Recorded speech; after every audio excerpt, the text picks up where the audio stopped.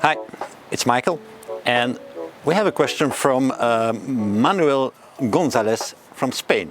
And he says, are your boards jumpy, springy? Well, for starters, they're not trampolines. Trampolines are another product, first. And second, I want you to imagine to make a wooden structure where people will jump on.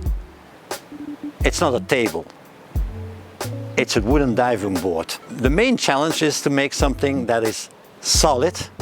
We use IPE wood, we have 316 marine steel, we have the best of all materials, and on the other side to make it jumpy.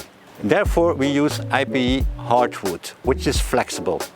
But regarding the model, the springiness will change. On one hand it is a solid board, and the other hand it will be a flexible board. Our customers make an aesthetic choice, and we try to give them the best experience possible. With the floating models, the boards will be more jumpy. The tension models are more solid and will be less springy. We call them even stiffer boards. So the main difference between the two is that a tension board will need less maintenance, but will be stiffer.